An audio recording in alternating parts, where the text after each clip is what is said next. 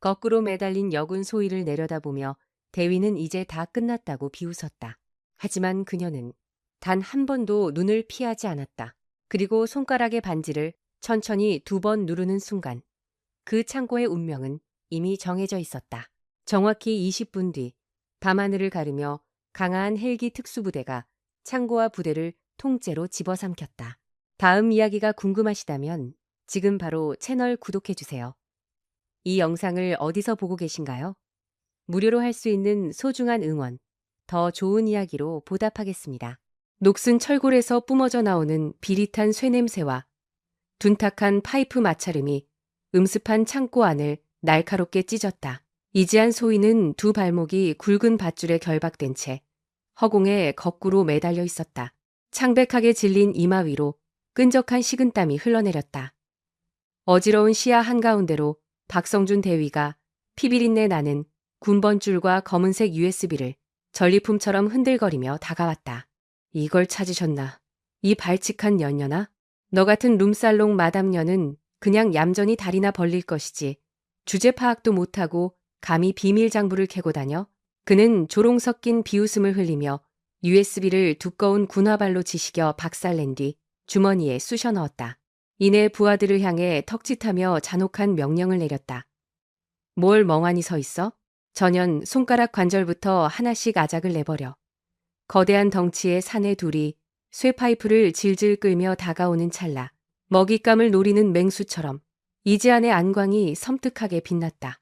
거꾸로 매달려 있던 그녀는 오직 복근의 탄력만으로 몸을 용수철처럼 튕겨 올렸고 쇠파이프를 치켜들던 첫 번째 놈의 팔목을 두 다리로 휘감아 무참히 꺾어버렸다. 놈의 뼈가 부러지는 끔찍한 비명과 함께 바닥에 굴러떨어진 파이프를 공중에서 낚아챈 그녀는 자신을 옥죄던 밧줄을 단숨에 끊어내며 표범처럼 바닥에 안착했다. 지체할 틈도 없이 파이프를 고쳐쥔 그녀는 두 번째 놈의 무릎 관절과 턱주가리를 연쇄적으로 짓부수며 창고 바닥을 붉은 선열로 장식했다. 10초도 채 걸리지 않은 압도적인 살육전이었다. 오만하던 박성준 대위는 입에 물고 있던 담배를 툭 떨어뜨린 채 석상처럼 굳어버렸다. 이지아는 바닥에서 목을 부여잡고 피를 토하는 사내들을 가볍게 지려밟으며 박성준을 향해 천천히 걸어갔다. 동시에 그녀의 손가락에 끼워진 투박한 은반지를 만지작거리며 비밀 버튼을 2번 연속으로 길게 눌렀다. 박성준은 방금 자신이 지옥의 봉인을 풀어버렸다는 사실을 꿈에도 눈치채지 못했다. 지금 그가 마주하고 있는 존재는 나약하고 만만한 신임 장교가 아니라 최정예의 특수 흑색 부대의 타격 버튼을 누른 사신 그 자체였다. 그녀의 호출이 떨어지기 무섭게 무장 헬기 편대가 레이더망을 교란하며 이 피비린내 나는 창고를 향해 맹렬히 쇄도하고 있었다. 이 무자비한 피해 숙청이 벌어지기 정확히 3주 전 국군 수도병원 영안실의 가장 후미진 특실한 한서연 소장은 야전 훈련 중 입었던 피 묻은 전투복도 갈아입지 못한 채 국화꽃에 둘러싸인 영정 사진 앞에서 숨을 죽이고 있었다. 사진 속 동생 한지훈 이병은 가슴팍의 특등 사수기장을 훈장처럼 달고 해맑게 미소 짓고 있었다. 불과 한 달 전 첫 휴가를 나와 장군 누나의 얼굴에 먹칠하는 일은 절대 없을 겁니다. 라며 씩씩하게 거수 경례를 하던 하나뿐인 혈육이었다. 군 헌병대는 동생의 죽음을 두고 훈련 중 총기 오발 사고로 인한 우울증 비관 자살이라는 터무니없는 허위 보고서를 내밀었다. 하지만 부검실에 직접 뛰어들어 동생의 차가운 시신을 마주한 한서연의 두 눈에는 다른 진실이 보였다. 동생의 마른 몸 곳곳에는 지독한 구타로 인한 검푸른 피멍과 잔혹한 전기 고문의 흔적이 고스란히 남아있었다. 그녀는 분노로 심하게 떨리는 손을 뻗어 피비린내가 진동하는 동생의 야전상의 안주머니에서 구겨지고 찢겨진 수첩의 한 페이지를 찾아냈다. 그곳에는 동생이 죽음의 문턱에서 피로써 내려간 절규가 적혀 있었다. 누나, 내가 그들의 무기 밀반출 현장을 목격했어. 최동만 대령, 박성준 대위, 제3군수창고, 그 악마들이 나를 죽이려 해. 그것은 동생이 마지막 숨을 헐떡이며 남긴 다잉 메시지였으며 동시에 한서연이 눈앞에 둔 군단장 진급이라는 탄탄대로를 미련 없이 박살내고 피해 복수를 다짐하게 만든 폭약이었다. 한서연의 창백한 뺨을 타고 뚝뚝 떨어지던 뜨거운 눈물은 이내 차갑게 얼어붙어 서리빨 같은 살기로 돌변했다. 동생의 참혹한 시신 앞에서 한낱 비통함 따위는 흔적도 없이 증발해버렸고 오직 그놈들을 갈기갈기 찢어 죽이겠다는 맹렬하고도 집요한 살육의 의지만이 심장 깊은 곳에 필리를 틀기 시작했다. 장례를 치른 직후인 그날 새벽, 한서연은 국가 최고 등급의 보안이 유지되는 국방부 산하 흑색 작전 통제실로 말없이 걸음을 옮겼다. 그녀는 거울 앞에 서서 한치의 망설임도 없는 단호한 손놀림으로 자신의 어깨를 장식하던 찬란한 소장 계급장과 가슴에 달린 수많은 무공훈장들을 거칠게 뜯어내어 주저없이 쓰레기통에 처박아 버렸다. 이어서 철저한 신분 세탁을 위해 사전에 은밀히 위조해둔 신분증과 이지한 소희라는 이름 석자가 새겨진 빛바랜 구형 전투복을 꺼내어 몸에 걸쳤다. 차기 육군참모총장 1순위로 거론되며 손에 쥐었던 무소불위의 군 권력을 쓰레기처럼 내던지고 오직 동생의 피가 얼룩진 지옥의 불구덩이 속으로 스스로 걸어 들어가는 역사적인 순간이었다. 준비를 마친 그녀는 책상 아래 숨겨진 비밀 금고를 열어 투박한 음반지 형태로 특수 제작된 생체인식 폭격 유도 장치를 꺼내어 검지에 끼워 넣었다. 사용자의 심장 박동수와 실시간으로 연동되어 치명적인 위협이 감지되거나 호출 버튼이 눌리면 즉각 그녀 직속에 그림자 타격대를 강화하게 만드는 마이크로칩이 심어진 최첨단 장비였다. 지훈아, 누나가 하늘을 걸고 맹세할게. 그 짐승만도 못한 새끼들의 뼈와 살을 낱낱이 발라내어 네 차가운 무덤 앞에 바치겠다고. 한서연은 서늘한 금속음을 내며 권총의 슬라이드를 당겨 장전 상태를 확인한 뒤 서리빨 같은 저주를 토해냈다. 일신의 안위와 명예를 모두 사신의 낫과 기꺼이 맞바꾼 복수의 화신이 마침내 처형자들의 명부가 적힌 살생부를 품에 안고 적들의 숨통을 끊기 위해 심장부로 조용히 침투하기 시작했다. 위장 신분인 이지한 소위의 이름표를 달고 최동만 대령의 관할 부대에 첫 발을 내디딘 날, 한서연은 위병소를 통과하기도 전부터 훅 끼쳐오는 역겨운 알코올과 마약의 쩐내를 맡으며 이곳이 군대가 아니라 이 쓱어빠진 무법지대임을 단번에 간파했다. 훈련받는 사병들의 초점 잃은 눈동자는 좀비처럼 죽어 있었고 지휘관이라는 간부들은 하나같이 뒷골목 조폭들처럼 천박하게 행동하고 있었다. 신임 장교 전입 신고를 위해 연대장실의 낡은 문을 열고 들어가자 의자에 거만하게 몸을 기댄 채 싸구려 시가를 피우고 있는 탐욕스러운 면상의 최동만 대령과 그 옆에 철썩 달라붙어 장부를 위조 중이던 박성준 대위가 그녀를 위아래로 훑어보았다. 최동만 대령은 그녀가 내민 전입 서류는 쳐다보지도 않은 채 침이 고인 짐승의 눈빛으로 그녀의 몸매를 끈적하게 훑어내렸다. 이지한 소희라. 칙칙한 군복에 감춰두기엔 참으로 아까운 육체군 그래. 당장 템프로 룸살롱 에이스로 내보내도 손색이 없겠어. 그의 저급하고 천박한 농담이 떨어지기가 무섭게 박성준 대위가 조작하던 서류를 소리나게 덮으며 뱀처럼 킬킬거렸다. 대령님, 차라리 이참에 보직을 술집 마담으로 바꿔버리는 게 부대원들 사기 진작에 훨씬 도움이 되지 않겠습니까? 저렇게 반반하고 기생 오라비 같은 얼굴로 총 방아쇠나 제대로 당길 수 있겠습니까? 룸살롱 마담. 그것이 이 지옥의 악마들이 그녀의 목에 걸어버린 첫 번째 굴욕의 꼬리표였다. 그들은 여군을 전우가 아니라 단지 자신들의 저열한 욕구를 채워줄 놀이개로만 취급하는 인간 쓰레기들의 표본이었다. 한서연은 속에서 들끓어오르는 맹렬한 사리를 얼음장같이 차가운 포커페이스 아래 완벽하게 억누른 채 쩌렁쩌렁한 목소리로 관등 성명을 복창했다. 한치의 흔들림도 없는 그녀의 매서운 눈빛은 오히려 박성준 대위의 콤플렉스와 자격지심을 깊숙이 찔렀다. 저 눈깔 보소? 아주 건방진 기운이 하늘 높은 줄 모르고 찌르는구만. 너같이 반반한 기집애들은 보통 후방 행정반에서 커피나 타며 엉덩이나 흔들겠지만 내 구역에서는 어림없는 소리지. 오늘부터 부대 바닥을 기어다니는 게 어떤 기분인지 뼛속 깊이 새겨주마. 그날을 기점으로 박성준 대위의 가학적이고 악질적인 괴롭힘이 매일같이 이어졌다. 그는 이지안을 보급장교로서의 정당한 업무에서 완전히 배제해버리고 부대원들조차 치를 떨며 기피하는 가장 고된 징벌적 노역만 전담하게 만들었다. 어이, 룸살롱 마담. 거기 멍청하게 서서 시간 때우지 말고 저쪽에 쌓인 패탄약통 100개 전부 제사창고로 처박아 놔. 여자랍시고 집 자면서 엄살 피우면 영창에 쳐넣을 줄 알아. 그는 건장한 성인 남성 2명이 달라붙어도 옮기기 벅찬 무거운 패탄약 박스 산더미를 가리키며 악을 썼다. 주변의 간부들은 구경꾼처럼 철저히 방관하며 비웃었다. 그러나 한서연은 입술을 굳게 다문 채 침묵하며 특수부대 시절 지옥훈련으로 다져진 강인한 근력을 바탕으로 그 무거운 탄약통들을 가뿐하게 양손으로 들어 옮겼다. 겉보기에 가태픈 그녀가 터무니없는 괴력을 선보이자 숨죽여 지켜보던 병사들의 얼굴엔 경악과 경외심이 교차했다. 마담 연아, 아직도 멀었냐? 해 떨어지기 전까지 다 못 옮기면 군기 교육대 갈 준비해라. 그녀가 아무런 반항 없이 묵묵히 버텨내자 약이 바짝 오른 박성준은 한층 더 치졸한 방식으로 괴롭힘의 수위를 높였다.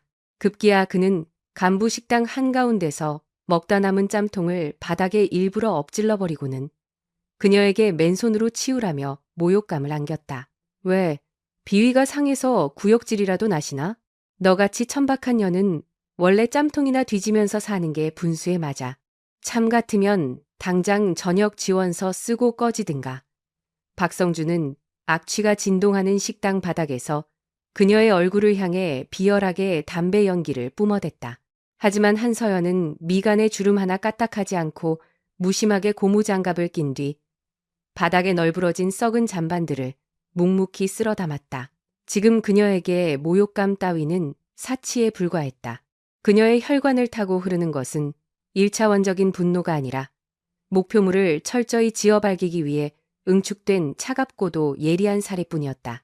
지금 겪는 이 구역질 나는 수모들은 머지않아 저 악마들의 살가죽을 산채로 벗겨버릴 가장 완벽하고 정당한 명분으로 차곡차곡 기록되고 있었다. 한서연은 낮에는 묵묵히 오물을 치우고 무거운 탄약통을 나르는 허수아비 흉내를 내면서도 전투복에 위장된 초소형 단축 카메라를 통해 이 썩어 빠진 부대의 기형적인 먹이사슬을 빠짐없이 촬영하고 분석해 나갔다. 최동만이 빼돌린 군수품으로 굴러가는 검은 돈의 흐름, 박성준에게 은밀히 마약을 대주는 중간 하수인들, 그리고 밤마다 지하실로 끌려가 잔혹하게 구타당하는 힘없는 병사들의 명단까지 그녀의 차가운 뇌리에 완벽하게 스캔되었다. 박성준은 그녀의 로봇 같은 순종에 한껏 도취되어 자신이 도끼 품은 야생마를 완전히 길들였다고 착각하는 촌극을 벌였다. 자기가 군화발로 짓밟고 있는 그 하찮은 보급장교가 원한다면 언제든 자신의 심장 박동을 멈추고 막사에 시사 폭약을 박아넣을 수 있는 국가 최고 수준의 인간 병기라는 사실은 감히 상상조차 하지 못했다.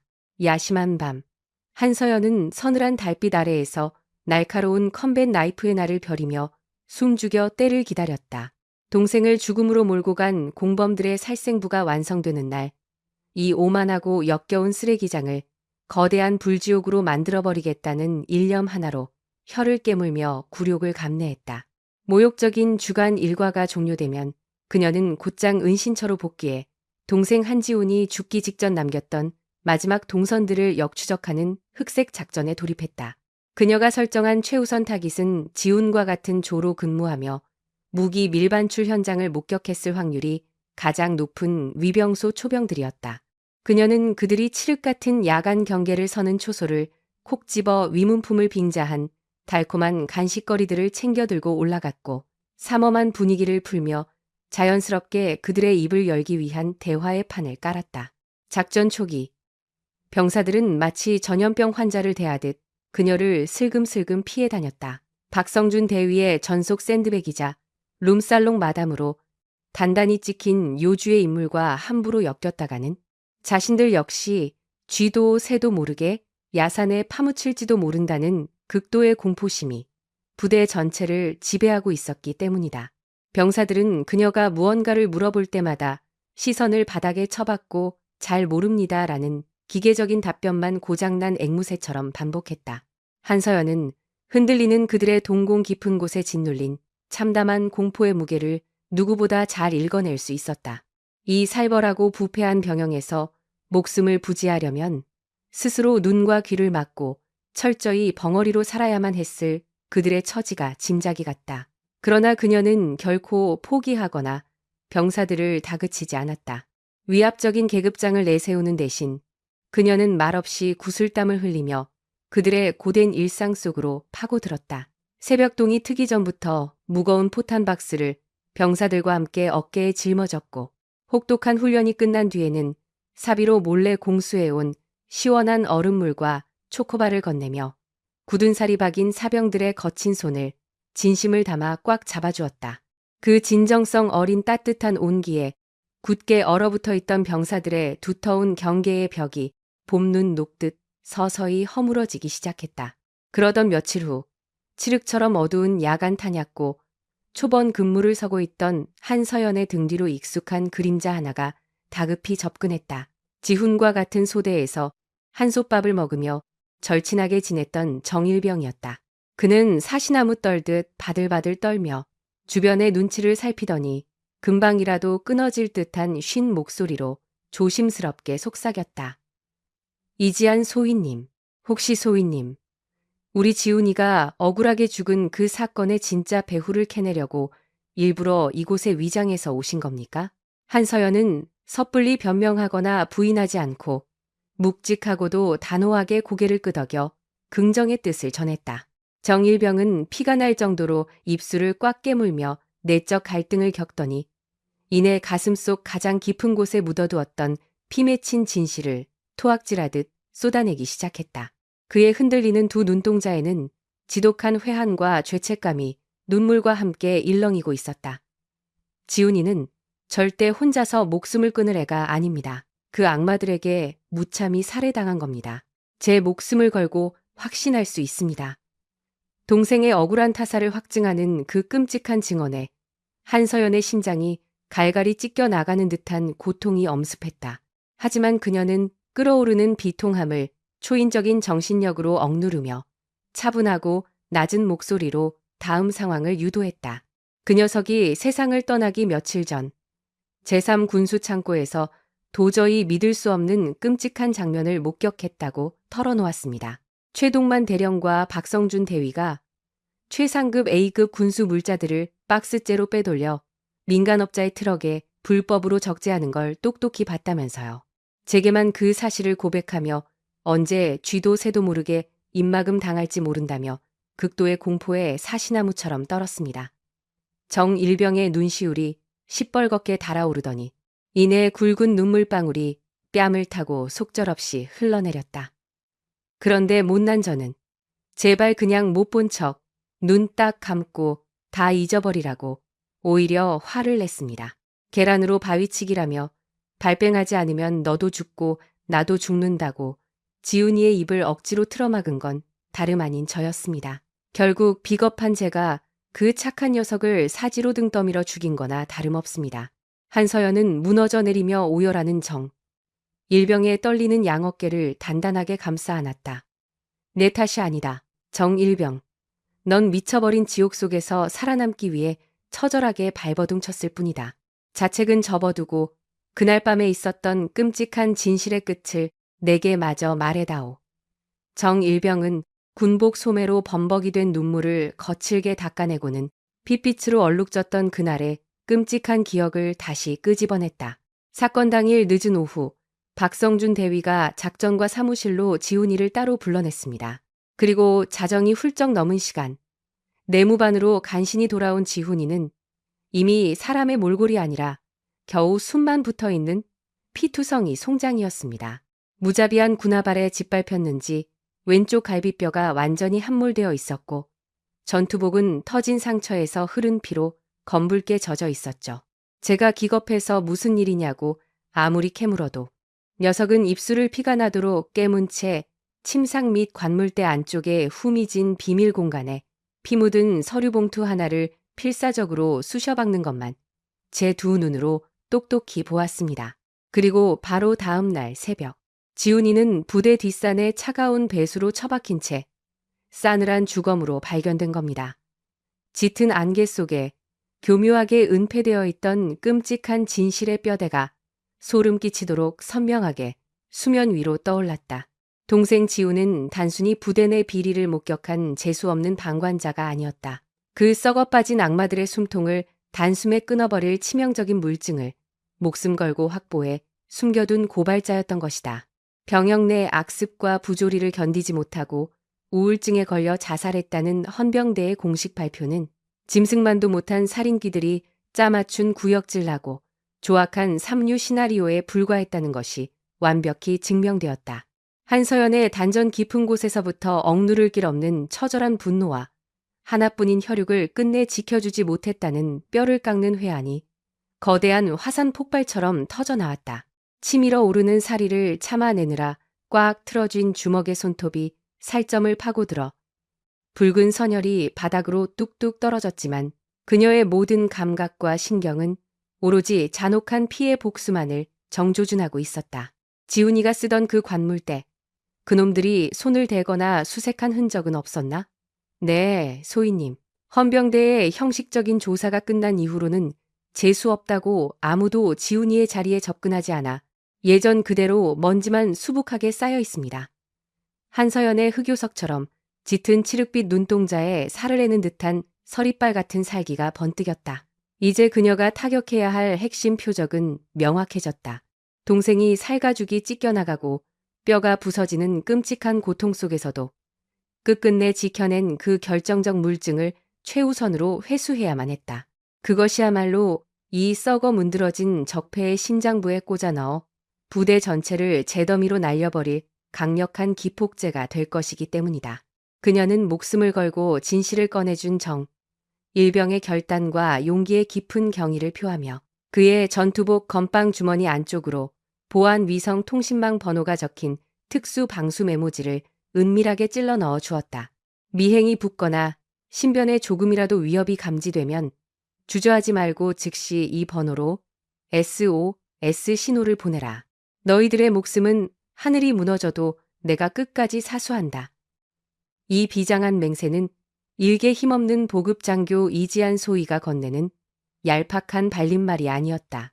국가 최고 기밀의 흑색 작전을 총괄하는 대한민국 특수전 사령부 소속 투스타 한서연 소장의 피를 토하는 무인으로서의 약속이었다.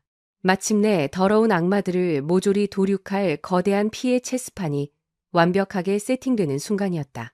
무자비한 시계바늘은 다시 사륙이 임박한 잔혹한 현재로 돌아온다.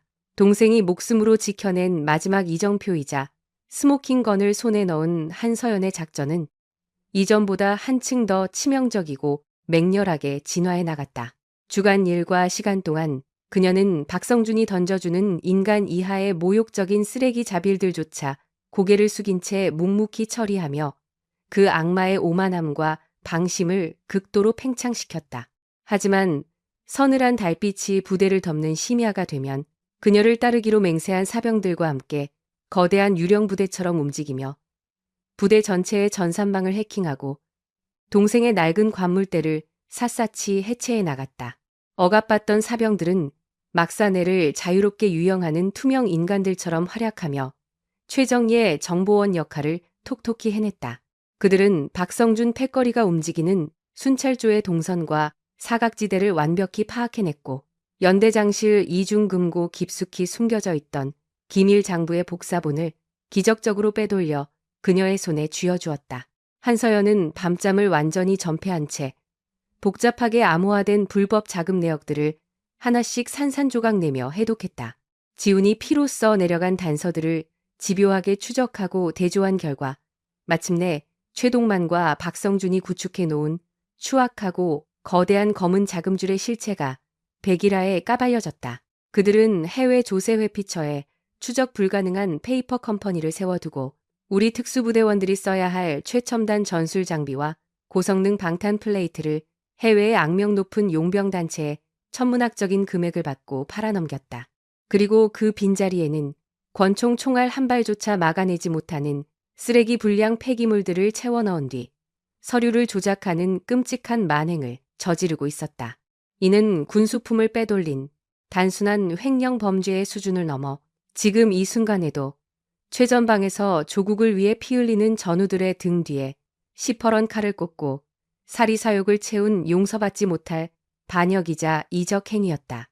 그러나 한서연이 거미줄처럼 치밀하게 치둔 위장막도 끝끝내 영원할 수는 없었다. 독사처럼 교활하고 눈치가 빠른 박성준 대위는 최근 부대 전체의 공기 흐름이 묘하게 뒤틀려가고 있음을 짐작하기 시작했다. 평소라면 자신과 간부들의 발자국 소리만 들어도 벌레처럼 땅바닥에 납작 엎드려 눈치를 보던 사병들의 시선 끝에 예전에는 결코 찾아볼 수 없었던 미세하고도 단단한 반항기와 도끼가 서려 있었기 때문이다. 그리고 짐승과도 같은 예리한 직감으로 이 소리 없고 은밀한 하극상의 중심에 온갖 쓰레기 같은 자빌이나 묵묵히 도맡아 하던 순진에 빠진 이지한 소위가 도사리고 있음을 간파해냈다. 그녀가 보여준 소름 돋도록 완벽한 굴종과 침묵의 이면에 자신들의 목줄을 단숨에 끊어버릴 날카롭고 서늘한 올가미가 숨겨져 있다는 사실을 그는 본능적으로 눈치채버린 것이다. 박성준은 살모사 같은 눈동자를 번뜩이며 잔혹한 결단을 내렸다. 이 불길한 반란의 싹을 완전히 도려내기 위해 전 부대원이 보는 앞에서 그녀에게 씻을 수 없는 공개적인 망신을 주어 그 길을 철저하게 꺾어 놓아야만 했다. 마침내 그가 기다리던 기회는 장맛비가 하늘이 뚫린 듯 미친 듯이 쏟아지던 야간 대대급 철야 전술 훈련 날 찾아왔다. 며칠 동안 지속된 폭우로 인해 부대 연병장은 썩은 물과 진흙이 발목 깊숙이 푹푹 빠지는 거대한 오물킬 지대나 다름없는 참담한 꼴이었다. 박성준은 수십 킬로그램의 완전 군장을 맨 대원들을 비바람이 몰아치는 진흙탕 한가운데로 강제 집합시킨 뒤 돌연 아기에 찬 얼굴로 이지한 소위를 단상 최전방으로 무자비하게 끌어냈다. 이지한 소위. 확성기조차 쓰지 않았음에도 빗소리를 뚫고 연병장 끝까지 쩌렁쩌렁하게 울려 퍼진 그의 포효에는 그녀의 뼈와 살을 지식여버리려는 노골적이고도 맹독 같은 살기가 뚝뚝 묻어나고 있었다. 서류나 뒤적거리는 행정반 출신 보급 장교 따위가 흙먼지를 마시는 야전 병사들의 고충을 얼마나 이해할지 내 두 눈으로 확인해 보겠다. 저기 썩은 내가 진동하는 오물 구덩이가 보이나? 박성준은 연병장 구석, 온갖 폐기물이 떠다니는 시궁창 같은 흙탕물을 군화코로 가리키며 조소했다. 지금 당장 저 시궁창 속을 제일 낮은 포복 자세로 왕복한다. 실시해. 폭군이 내린 악의적인 명령에 도열해 있던 수백 명의 부대원들 사이로는 바늘 떨어지는 소리조차 들리지 않을 만큼 끔찍한 정적이 내려앉았다. 이것은 훈련이라는 명목 아래 자행되는 끔찍한 가혹 행위이자 완장찬 지휘관이 벌이는 명백한 인권 유린 사태였다. 자신을 따르는 수많은 병사들이 두 눈을 뜨고 지켜보는 가운데 간부인 여군을 향해 구정물 속을 기라는 지시는 군 형법은 고사하고 인간의 도리조차 저버린 쓰레기 같은 짓이었다. 이지아는 얼어붙은 채 자신을 쳐다보는 병사들의 눈빛과 그 앞에 서서 독사처럼 비열한 웃음을 흘리는 박성준의 면상을 서늘한 시선으로 번갈아 보았다. 이지안이 미동도 하지 않자 박성준은 한층 더 기고만장해져 막말을 퍼부었다. 귀구멍이 막혔나?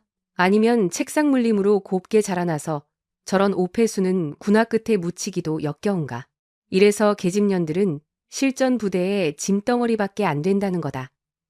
빠져가지고 겉멋만 잔뜩 들어선 그는 성별을 비하하는 모멸적인 언사까지 서슴지 않으며 수백 개의 시선 앞에서 그녀의 자존감을 무참하게 짓밟고자 발악했다. 하지만 곧바로 이어진 이지안의 결단은 박성준의 천박한 예상을 완벽하게 짓부숴버렸다. 이지안은 억울함에 눈물을 흘리며 반항하는 대신 전투모의 턱끈을 매섭게 조여매고는 악취가 진동하는 진흙탕 속으로 주저없이 몸을 던졌다. 그녀는 미간 한번 찌푸리지 않은 채 훈련 교본을 찍고 나온 듯한 정석적인 야전 포복으로 오물이 질척이는 바닥을 헤치고 나아갔다. 썩은 구정물이 전투복 사이로 질척하게 스며들고 진흙 더미가 입과 코를 덮쳐 호흡을 방해했지만 정면을 꿰뚫어보는 그녀의 살기 어린 눈빛은 티끌만큼의 흔들림조차 보이지 않았다. 절대 무너지지 않는 요새와도 같은 그녀의 모습에 박성준의 얼굴은 당혹감과 분노로 일그러져 경련을 일으켰다. 진흙밭에 무릎을 꿇고 울고불고 살려달라 빌게 만들거나 그게 아니면 명령 불복종이라는 그럴듯한 명분으로 항명죄를 뒤집어 씌우려던 얕은 수작이 어긋나자 그는 이성을 상실한 채 핏대를 세웠다. 달팽이 새끼처럼 뭐하는 짓거리야. 사방에서 적군의 총알이 쏟아져도 그딴 식으로 느려 터지게 길 텐가? 당장 속도 2배로 올려. 그의 악다구니에 화답하듯 이지아는 지독한 사리를 동력 삼아 포복 속도를 맹렬하게 끌어올렸다.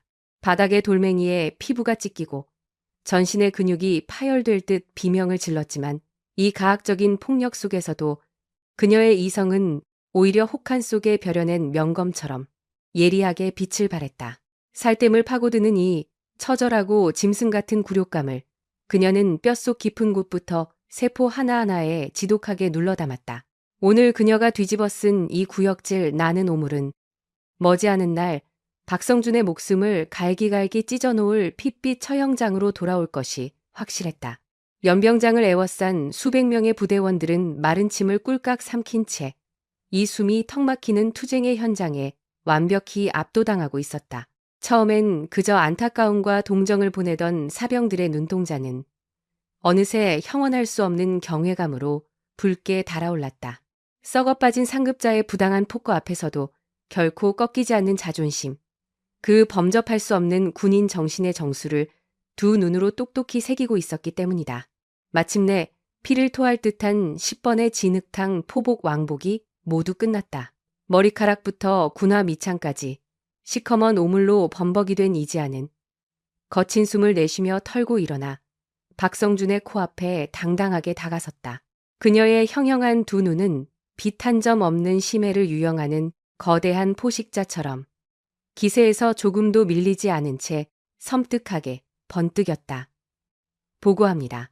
소위 이지안, 하달받은 진흙탕 포복 10회 왕복 지시를 무사히 수행 완료했습니다. 쇳덩어리처럼 단단하고 우렁찬 그녀의 관등 성명에 박성준은 수백 명의 부하들 한가운데서 뺨을 정통으로 얻어맞은 듯한 지독한 모멸감을 느꼈다. 굴욕감에 피가 거꾸로 솟구친 그는 이지안의 어깨를 난폭하게 밀치며 악을 써댔다. 당장 내 시야에서 꺼져버려. 그 역겨운 냄새나는 꼴로 2번 다시 내 앞에 나타나지 마라. 이지안은 그의 발악에도 눈썹 한 올 까딱하지 않고 절도 있게 거수 경례를 올린 뒤 오물이 뚝뚝 떨어지는 몸을 돌려 제자리로 걸어갔다. 그녀가 발걸음을 옮기는 순간 마치 모세의 기적처럼 병사들이 자발적으로 좌우로 갈라지며 경건하게 길을 터주었다. 그것은 가장 더러운 구정물 속을 기면서도 군인으로서의 숭고함을 잃지 않은 진짜 영웅을 향한 소리 없는 찬사이자 경배였다. 박성준은 이 가혹행위로 그녀의 정신을 철저히 붕괴시키려 했으나 이 어리석은 난동은 도리어 이지안을 부대원 전체가 흠모하는 정신적 지주로 군림하게 만들었다. 자신이 스스로 파놓은 깊은 무덤 속으로 걸어 들어가고 있다는 사실을 이 아둔한 권력자는 꿈에서조차 인지하지 못하고 있었다. 진흙탕에서의 처절한 기싸움 이후 묘한 위협을 감지한 박성준 대위의 경계심은 점차 병적인 집착과 광기로 돌변했다. 그는 이지안이 더 이상 잔챙이 장교가 아니라 자신들이 구축한 거대한 비리 카르텔을 일격에 붕괴시킬 뇌관임을 직감적으로 깨달았다. 박성준은 특수부대 출신의 충견들을 밀정으로 풀어 24시간 동안 이지안의 동선과 숨소리마저 낱낱이 감시하도록 지시했다. 그녀가 동생의 행적을 추적하며 결정적인 증거를 찾고 있다고 확신한 그는 그 스모킹건이 수면 위로 드러나는 찰나를 덮쳐 모든 것을 가로채려는 교활한 덫을 치고 기다렸다. 그러나 아프가니스탄과 소말리아의 사선을 넘나들던 특수전 사령관 한서연에게 그따위 조잡한 미행꼬리가 통할 리 만무했다. 뒷덜미를 찌르는 끈적한 감시의 눈길을 실시간으로 읽어내면서도 한서연은 속내를 알 수 없는 온화한 미소로 위장한 채 보급장교의 일상 업무를 한치의 오차 없이 수행했다. 그녀는 저 독사 같은 놈들의 경계심이 가장 허술해지는 결정적 순간만을 조용히 노리고 있었다. 억울하게 희생된 동생이 핏방울로 남긴 진실의 열쇠를 회수할 단 한 번의 기회. 그 해답은 한지훈이 남긴 피 묻은 낡은 수첩 속에 꽁꽁 숨겨져 있었다.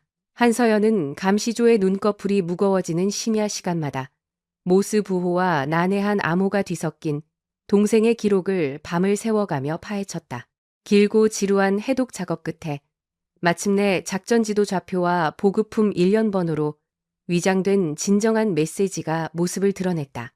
제1탄약고 부속창고 C구역 3번 렉 북측 방화벽의 5번째 적벽돌. 그것은 한지훈이 제 목숨과 맞바꾸어 지켜낸 절대적 증거물의 은닉처를 알리는 숭고한 다잉 메시지였다. 그러나 진실에 다가가는 길은 결코 순탄치 않았다. 하필이면 그 위치는 박성준이 불법으로 축적한 금괴와 빼돌린 군수 물자들을 산더미처럼 쌓아둔 비밀 금고 역할을 하는 곳이었다. 삼중으로 설계된 보안 시스템과 실탄을 장전한 경계병들이 개미색박 한 마리 접근하지 못하도록 24시간 철통같이 지키는 부대 내 최상위 통제구역이었다. 백주 대낮에는 근처에 얼씬거리는 것조차 자살행위나 다름없었다. 그녀에게 주어진 유일한 찬스는 노후 배전반 대규모 교체 공사로 인해 부대 전체의 전력이 차단되기로 예고된 바로 오늘 밤뿐이었다. 한서연은 꼬리처럼 붙어 다니는 미행조를 따돌리기 위해 저녁 식사 직후 극심한 급성 장염을 위장하며 의무실 병상에 몸을 뉘었다. 자정을 알리는 적막한 시간이 다가오자 그녀는 모포 속에 베개와 군복을 채워 넣어 사람이 자는 것처럼 정교하게 위장한 뒤 창문을 통해 소리 없이 빠져나왔다. 목표 지점은 칠흑 같은 장막에 덮인 제1군수창고. 순찰을 도는 초병들의 군화 소리가 멀어지는 찰나의 공백을 타서 한서연은 검은 고양이처럼 민첩하고 유연하게 철조망을 타넘었다. 정전으로 인해 CCTV 전원 램프가 꺼져 있었지만 그녀는 특수부대원의 본능으로 만약의 비상전력을 대비해 철저히 사각지대만을 밟으며 침투했다. 굳게 닫힌 묵직한 이중 자물쇠는 그녀가 은닉해온 특수 락픽 세트 앞에서 불과 3초 만에 허무하게 입을 벌렸다. 코를 찌르는 기계유 냄새가 진동하는 창고 내부에서 그녀는 소형 적외선 라이트에 의지한 채 동생 한지훈이 남긴 암호의 흔적을 밟아나갔다. 대형 환풍기 아래에 위치한 세 번째 폐파이프. 한서연이 녹슨 파이프의 이음새를 힘껏 비틀어 열자 검은색 방수포로 단단히 밀봉된 작은 공간이 드러났다. 조심스럽게 꺼낸 내용물은 차가운 쇳덩어리 촉감의 암호와 USB와 핏자국이 엉겨붙은 익숙한 군번줄이었다. 동생 한지훈이 짐승 같은 자들의 소나기에서 끝끝내 사수해낸 진실의 파편이었다. 왈칵 치솟는 슬픔과 분노로 심장이 터질 듯 요동쳤지만 한서연은 냉정함을 되찾고 증거물을 방탄조끼 안쪽 특수주머니에 깊숙이 찔러 넣었다. 자신이 다녀간 미세한 흔적조차 완벽히 지워낸 그녀는 다시 짙은 어둠 속으로 스며들며 빠져나왔다. 하지만 한서연이 증거물을 품고 막사로 복귀하려는 찰나 연병장 외곽에 쌓인 폐타이어 진지 너머에서 적외선 야시경의 붉은 렌즈들이 독사처럼 번뜩였다. 눈의 가시 같은 그녀를 잡기 위해 박성준이 사전에 비밀리에 배치해둔 헌병대 소속 불법 사조직, 일명 흑사조 요원들이었다. 그들은 다급하게 무전기 송수신기를 눌러 상황 타전했다. 박성준 대위님, 타깃 이지한 소위가 제1창고에서 미확인 화물을 빼내는 것을 포착했습니다. 수화기 너머 룸살롱에서 술에 절어있던 박성준의 목소리에서 알코올 기운이 얼음을 맞은 듯 증발해버렸다. 그년 당장 씹어 먹어버려. 사지를 찢어 죽여도 상관없으니 그 물건만은 반드시 내 앞에 대령해. 한편 한서연은 자신의 등 뒤로 좁혀오는 군화 발소리의 일정한 패턴에서 묵직한 살기를 직감했다. 단순한 미행조 따위가 아니라 작정하고 피를 보려 달려드는 전문 암살조에 훈련된 보폭이었다. 그녀는 일부러 숙소 가는 길을 우회하여 감시 카메라의 사각지대인 탄약고 뒤편에 폐쇄된 좁은 골목길로 그들을 유인했다. 그녀의 계산대로 좁은 길의 앞뒤에서 시커먼 복면을 쓴 덩치들이 스르륵 나타나 퇴로를 완벽하게 틀어막았다. 이지한 소희님, 반항하지 말고 저희랑 조용한 곳으로 산책이나 가시죠. 박성준의 사냥개들은 고전 앞 진압봉을 뽑아들고 비열하게 실실거렸다. 그 순간 쫓기는 사냥감인 줄 알았던 한서연의 입술 사이로 오싹하고 차가운 조소가 흘러나왔다. 차라리 잘된 일이었다. 이 역겨운 버러지들을 모조리 척살해야만 복수의 다음 장을 열 수 있었기 때문이다. 그녀가 거추장스러운 야전 상의를 미련 없이 벗어던지고 허리춤에서 전술 라이플을 역수로 고쳐잡는 순간 어리바리하고 순종적이던 보급 장교 이지안의 껍데기는 흔적도 없이 증발했다. 그 자리에 우뚝 선 것은 적진 한가운데서 수백 명의 목을 딴 전설적인 흑색 작전의 화신, 특수전 사령부 한서연 소장의 서리빨 같은 투기였다. 피비린내 나는 처형의 밤이 마침내 본격적인 막을 올렸다. 폐쇄된 비좁은 골목길 안에서 한서연은 특공무술 교관 출신으로 구성된 4명의 암살조와 대치했다. 그들은 박성준의 사리사욕을 위해 더러운 피를 묻히는 사설 사냥개 무리였다. 호리호리한 체격의 여군 하나쯤이야 손가락 하나로도 꺾을 수 있다고 착각한 놈들은 비릿한 조소를 흘리며 포위망을 좁혀왔다. 하지만 그들의 얄팍한 오만함이 절망으로 바뀌는 데는 고작 5초면 충분했다. 한서연은 군화 앞코로 바닥에 모래를 매섭게 걷어차 선두에 선 놈의 시야를 뭉갠 직후 도약과 함께 치명적인 니킥을 놈의 턱주가리에 정확히 꽂아버렸다.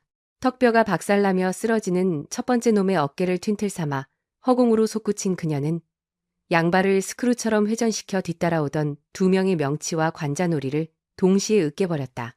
우두둑하며 인간의 뼈가 으스러지는 섬뜩한 파열음이 골목의 정적을 찢었다.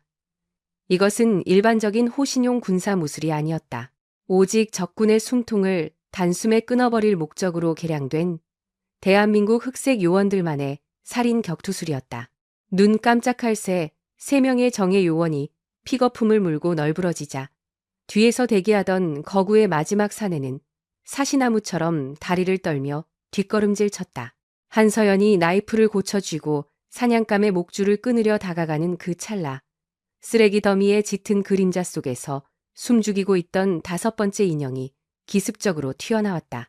사태가 틀어지자 불이 나게 달려와 상황을 관망하던 박성준 대위였다. 자신이 자랑하던 살인 기계들이 파리떼처럼 추락하는 광경에 경악한 그는 이 여자가 일개 보급 장교일 리 없다는 본능적 공포를 느꼈다. 그는 한서연이 남은 사내에게 집중하는 틈을 노려 5만 볼트 고전압이 흐르는 전기 진압봉을 그녀의 무방비한 뒷목에 악랄하게 쑤셔박았다. 끔찍한 전류가 중추신경을 강타하자 한서연의 시야는 백색광으로 점철되며 맥없이 바닥으로 고꾸라지고 말았다. 아무리 사신과도 같은 초인적 전투력을 지닌 그녀라 해도 시야 밖 등 뒤에서 기습해오는 비열한 고압 전류의 충격까지 버텨낼 재간은 없었다. 징그러운 독사 같은 년. 박성준은 창백해진 이마의 식은땀을 거칠게 훔치며 가쁜 숨을 토해냈다. 승리했다는 안도감보다 저 괴물 같은 여자가 언제 다시 일어날지 모른다는 원초적인 공포가 그의 동공을 지배하고 있었다. 그는 바다에서 뒹굴며 신음하는 부하들의 정강이를 걷어차며 발작하듯 소리쳤다. 엄살 떨지 말고 빨리 안 일어나. 당장 인연 손발을 공업용 체인으로 칭칭 감고 끌고 가. 간신히 정신을 차린 덩치들이 기절한 한서연의 사지를 두꺼운 쇠사슬과 케이블 타이로 빈틈없이 묶어 결박했다. 그들은 피투성이가 된 그녀를 짐짝처럼 바닥에 질질 끌며 조금 전 한서연이 침투했던 제1군수창고의 가장 깊숙하고 습한 지하실로 내동댕이 쳤다.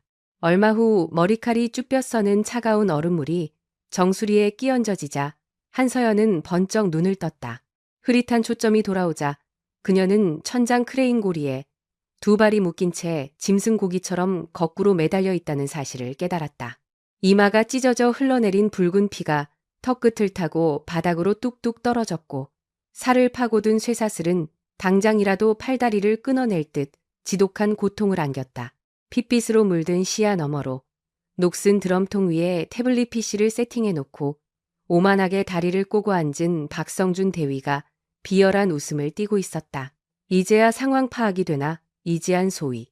아니, 이쯤 되면 그 허접한 위장명찰을 떼고 진짜 이름표를 달아드려야 예의겠지? 특수전 사령부 소속 엘리트 비밀요원 나으리? 그는 한서연의 방탄조끼 안쪽에서 탈취한 은색 USB를 전리품처럼 달랑거리며 그녀를 조롱했다. 내 죽은 동생 새끼가 목숨 걸고 지키려던 장난감이 이건가? 박성준이 태블릿에 USB를 꽂고 보안 폴더를 강제 크래킹하여 화면을 띄웠다. 화면에는 박성준 본인과 부대의 실세이자 장인어른인 최동만 대령이 대규모 무기 밀반출을 주도한 끔찍한 통화 내역들, 그리고 검은 돈이 세탁된 스위스 비밀 계좌의 내역이 폭포수처럼 쏟아져 내렸다. 태블릿 화면에 나열된 파멸의 증거들을 두 눈으로 확인한 박성준의 안색은 순식간에 시체처럼 창백해졌다. 극도의 긴장감에 무의식적으로 턱관절이 달달 떨렸고 등줄기를 타고 차가운 식은땀이 비오듯 쏟아졌다. 만약 이 빼박 증거물들이 군 검찰과 언론의 손에 넘어갔다면 자신은 물론이고 든든한 뒷배인 최동만 대령까지 군사재판에서 최소 무기징역이나 사형을 피할 수 없는 완벽한 스모킹건이었기 때문이다. 벼랑 끝에 몰린 공포감은 이내 짐승 같은 광기와 지독한 사리로 돌변했다.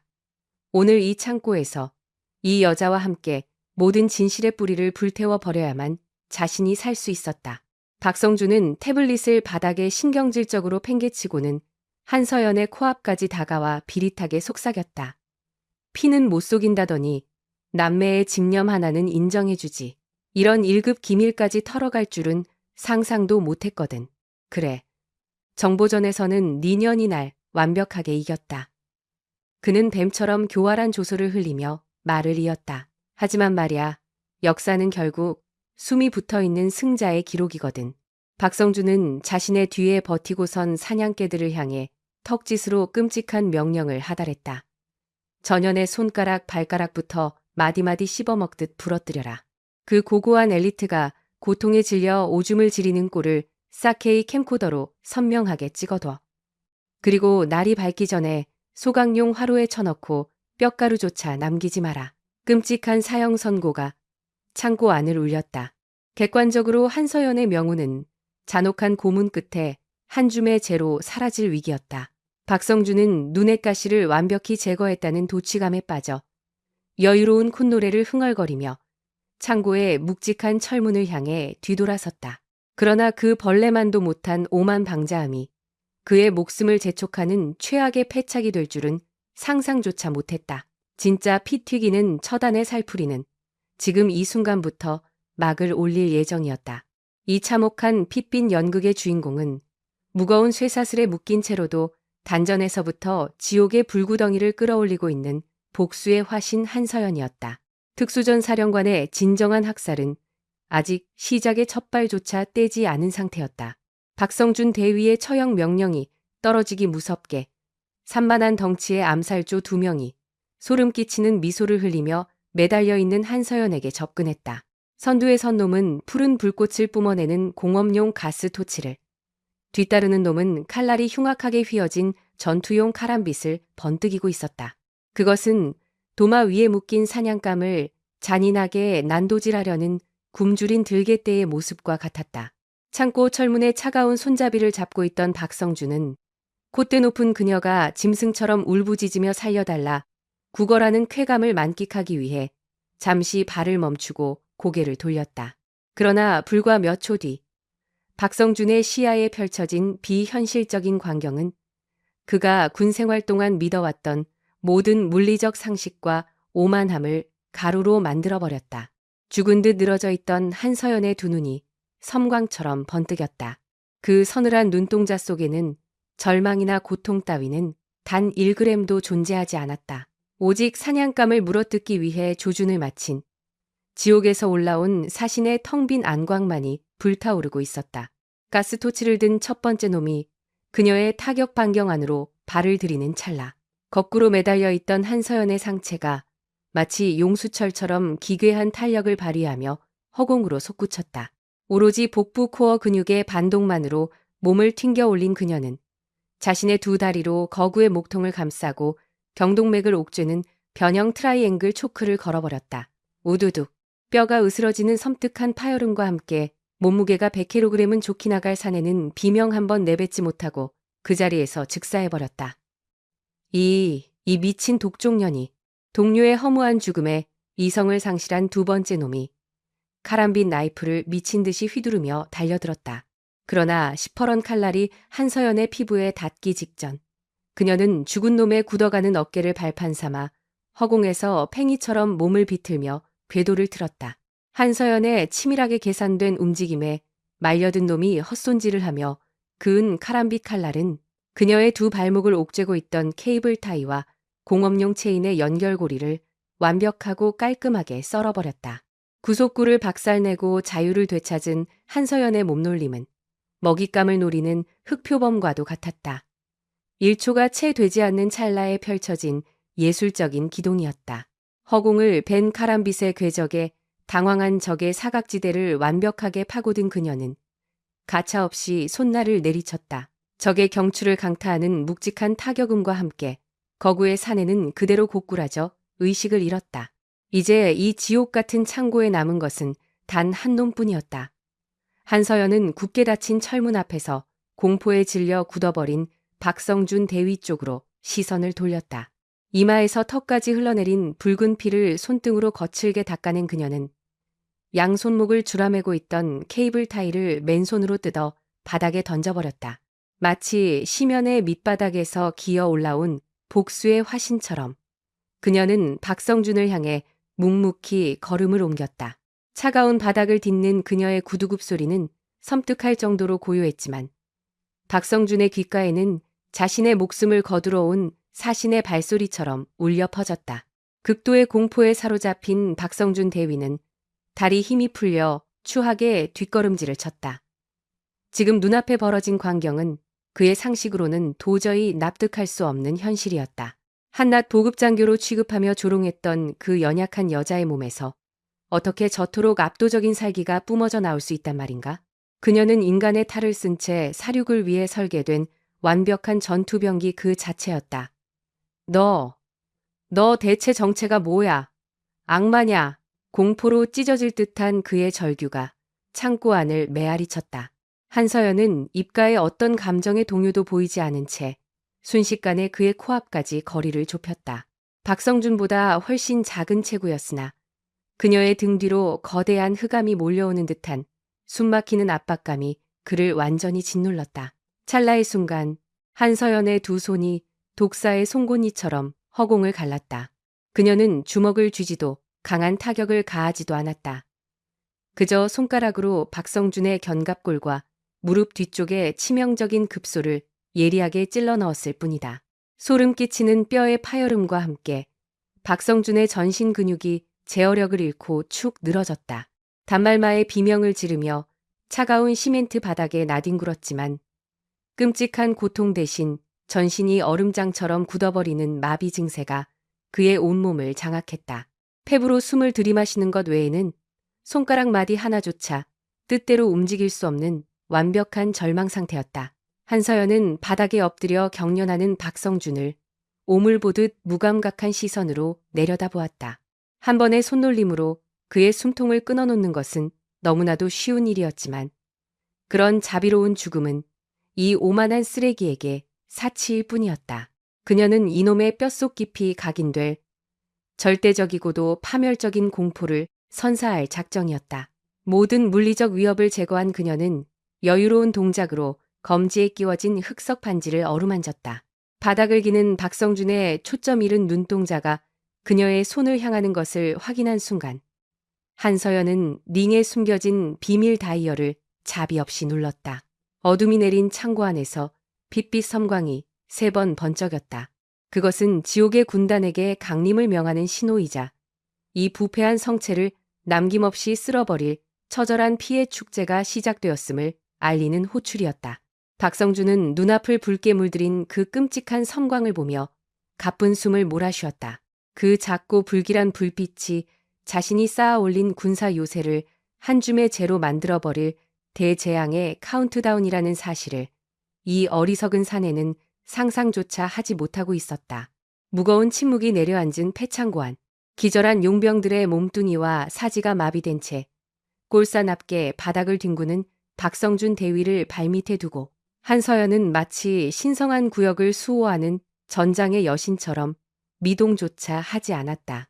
이마에 찢어진 상처에서 흘러나온 검붉은 선혈이 턱을 타고 바닥으로 뚝뚝 떨어지고 있었으나 그녀의 차가운 안광은 오로지 극도의 공포에 질려 파랗게 질린 박성준의 비루한 몰골만을 꿰뚫어 보고 있었다. 그녀는 박성준이 똑똑히 볼 수 있도록 흑석 반지가 끼워진 오른손을 눈높이까지 천천히 들어 올렸다.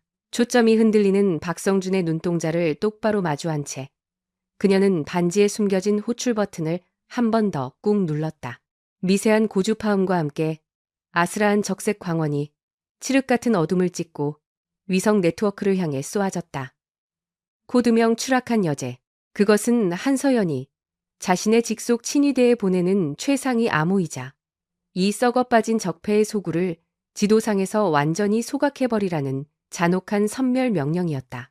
같은 시각 지하 300m 아래에 극비리로 설계된 국방부 직속 특수작전사령부의 메인 벙커. 쉴 새 없이 돌아가는 슈퍼컴퓨터와 홀로그램 데이터로 가득한 이곳은 국가의 가장 은밀한 폭력을 행사하는 최정예 그림자 부대의 심장부였다. 평온하던 통제실의 고요를 산산조각 낸 것은 모니터에 떠오른 단 한 줄의 비상 데이터 패킷이었다. 사령부의 총괄 지휘관이자 한서연 소장의 그림자 참모로 불리는 최강혁 준장은 당시 홀로그램 상황판을 통해 해외 대테러 작전을 모니터링하고 있었다. 그 순간 최강혁의 손목에 채워진 전술 스마트워치가 뼈를 부술듯이 맹렬하게 진동하기 시작했고 메인 통제 콘솔의 모든 화면이 소름 끼치는 핏빛으로 붉게 물들었다. 비상 사이렌 소리조차 묻혀버린 무거운 정적 속에서 중앙 스크린에 새겨진 문구는 단어 2개뿐이었다. 코드명, 추락한 여제. 문구를 확인한 최강혁 준장의 얼굴은 단단한 대리석 조각처럼 차갑게 굳어버렸다. 전신의 혈관을 타고 흐르던 피가 역류하며 화라산처럼 끓어오르는 듯했다. 추락한 여제라는 코드는 부대 창설 이래 단 한 번도 사용된 적 없는 최악의 비상사태를 의미했다. 그들의 절대적인 군주인 한서연 소장이 적의 고문실에 억류되었거나 생명이 위독한 치명상을 입었을 때만 발동되는 파멸의 방아쇠였던 것이다. 자신들의 신이자 맹주가 지금 피를 흘리고 있다는 명백한 증거. 하지만 최강혁의 눈빛에는 슬픔이나 동요 따위는 티끌만큼도 존재하지 않았다. 그의 두 눈에 깃든 것은 오직 자신의 주군을 건드린 어리석은 적들의 숨통을 끊어놓고 그들의 살점을 갈기갈기 찢어 발기려는 포식자의 광기 어린 살해뿐이었다. 최강혁은 맹수처럼 자리를 걷어차며 벌떡 일어나 통제실의 방탄 유리를 금이 가게 할 만큼 압도적인 괴성을 내질렀다. 그의 얼굴에 주군을 잃을지도 모른다는 슬픔 따위는 보이지 않았다. 오직 이 세상을 잿더미로 만들어버리겠다는 억눌린 살기만이 통제실 안을 가득 채웠다. 그는 일말의 망설임도 없이 국방부 장관의 직통 라인마저 무시하고 최상위 독립통신 채널을 강제로 개방했다. 이내 지옥을 지키는 수문장처럼 서늘하고 소름 끼치는 음성이 마이크를 타고 흘러나갔다. 전 부대, 현 시각부로 묵시록의 폭풍 프로토콜을 가동한다. 그 저주받은 명령이 떨어지자 통제실 요원들은 약속이나 한 듯 일제히 숨을 죽였다. 묵시록의 폭풍. 그것은 사령관의 목숨이 위태로울 때 대통령의 전시작전 통제권조차 무시하고 적대 구역 내의 모든 생명체를 지도 위에서 지워버리는 흑색 부대의 최악의 말살 작전이었다. 대한민국 국군 창설 이래 단 한 번도 금기가 풀린 적 없던 파멸의 뇌관이 마침내 최강혁의 손에 의해 눌러진 것이다. 최강혁 준장의 입에서 후속 명령이 기관총의 화망처럼 거칠게 쏟아졌다.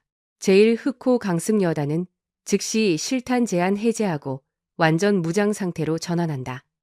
단 10분 내로 가용 가능한 모든 블랙호크와 아파치 헬기를 상공에 띄워라. 우리의 여제가 적진에서 피를 흘리고 있다. 짧은 정적이 흐른 뒤 최강혁은 핏발이 선 두 눈을 번뜩이며 최후의 명령을 하달했다. 그것은 인간으로서의 이성을 완전히 저버린 무자비한 도살자의 선고였다. 작전 경로상에 걸리적거리는 모든 장애물은 가차없이 짓밟아라. 설령 그것이 아군이라도 말이다. 이는 명백한 군법 위반이자 국가를 향한 반역 선포였지만 그 누구도 이의를 제기하지 않았다. 고요하게 잠들어 있던 산악지대 깊은 곳의 지하 요새가 굶주린 괴수처럼 지축을 흔들며 요동치기 시작했다. 고막을 찢을 듯한 비상 사이렌 소리와 함께 검은 베레모를 눌러쓴 수천 명의 살인 기계들이 무시무시한 살기를 뿜어내며 출경로로 쏟아져 나왔다. 거대한 활주로에는 수십 대의 중무장 수송기와 어둠의 사신이라 불리는 스텔스 공격기들이 밤하늘을 향해 화염을 토해내며 이륙 준비를 마쳤다. 그들의 절대적인 숭배 대상이자 전장의 지배자인 한서연을 되찾고 감히 그녀의 옥체에 흠집을 낸 오만한 벌레들을 다짐육으로 만들어버리기 위해 한반도 역사상 가장 압도적이고 흉폭한 군단이 마침내 사냥을 시작한 것이다. 한편 외부와 철저히 차단된 밀폐된 창고 안에서 박성준은 다가오는 죽음의 그림자를 전혀 눈치채지 못한 채 바닥을 기어다니고 있었다. 그저 자신을 벌레 보듯 내려다보는 저 괴물 같은 여자가 누른 반지 다이얼이 어떤 파국을 불러올지 막연한 두려움에 사로잡혀 헛구역질만 해댈 뿐이었다. 자신이 켠 작은 성냥불이 한반도 최악의 사륙부대를 깨우는 기폭제가 되었다는 사실을 꿈에도 모르는 그의 머리 위로 이미 거대한 심연의 아가리를 벌린 밤하늘의 강철 포식자들이 무자비한 심판을 내리기 위해 수직으로 곤두박질 치고 있었다. 한서연의 흑석 반지에서 발동된 파멸의 암호가 위성망을 타버린 지 불과 20분. 최동만 대령이 왕처럼 군림해온 후방 부대의 평화로운 밤은 영원히 지워지지 않을 생지옥의 아수라장으로 뒤바뀌었다. 처음에는 마치 미약한 지진이 일어난 듯 땅이 미세하게 떨리는 수준에 불과했다. 하지만 몇 초 지나지 않아 두꺼운 콘크리트 지반이 갈라지고 막사의 유리창이 일제히 박살나는 살인적인 굉음이 연대 전체를 집어삼켰다. 위병소 초소에서 졸고 있던 초병이 놀라 하늘을 올려다보았을 때 달빛과 별빛마저 거대한 그림자로 집어삼킨 칠흑 같은 강철의 포식자들이 구름을 뚫고 지상으로 수직 강하하고 있었다. 최신형 블랙호크 헬기와 중무장한 아파치 편대 수십 대가 마치 피에 굶주린 거대한 맹금류처럼 부대 상공을 완벽하게 장악했다. 헬기 하단에서 뿜어져 나오는 십자포와 같은 서치라이트 불빛이 한낮의 태양보다 더 강렬하고 날카롭게 연병장과 병사들의 막사를 찢어 밝힐 듯 샅샅이 훑고 지나갔다. 이것은 일상적인 야간 불시 감찰 수준이 아니었다. 오직 철저한 유린과 파괴를 목적으로 설계된 흑색 부대의 무자비한 기습 타격 작전이었다. 한편 연대장실의 고급 소파에 파묻혀 양주를 마시며 여유를 부리던 최동만 대령은 건물을 뿌리째 흔드는 거대한 진동에 기겁하며 들고 있던 유리잔을 바닥에 떨어뜨렸다. 어떤 미친놈들이 한밤중에 훈련지랄이야. 노발대발 쌍욕을 퍼부으며 창가의 블라인드를 거칠게 걷어올린 그의 얼굴이 순식간에 핏기를 잃고 사색이 되었다. 자신이 무소불위의 권력을 휘두르며 쌓아올린 철옹성이 새까만 독거미 떼를 연상시키는 무장 헬기 부대에 의해 무참히 포위당한 채 짓밟히고 있었기 때문이다. 이게 무슨 쿠데타라도 터진 거냐? 덜덜 떨리는 그의 입술에서 말이 채 끝나기도 전에 두꺼운 참나무 재질의 집무실 문짝이 시사폭약의 굉음과 함께 산산조각 나며 흩어졌다. 지독한 화약 연기를 뚫고 칠흑 같은 전술 장비로 무장한 처형자들이 지옥의 악귀들처럼 집무실 안으로 들이닥쳤다. 수십 개의 붉은 레이저 조준선이 최동만의 미간과 심장을 벌집처럼 교차하며 붉은 점을 새겼다. 손가락 하나라도 까딱하면 내놈 머리통을 흔적도 없이 날려버리겠다. 기계보다 더 건조하고 서늘한 사리가 담긴 경고였다. 평생을 후방의 안락한 권력자로 살아온 최동만은 태어나 처음으로 죽음의 사신이 뿜어내는 압도적인 한계 앞에서 오줌을 지리며 두 손을 머리 위로 바짝 들어 올렸다. 동일한 시간 연병장과 통신 레이더탑 그리고 부대 탄약고 지붕 위로 특수 레페를 탄 검은 사신들이 소나기처럼 쏟아져 내렸다.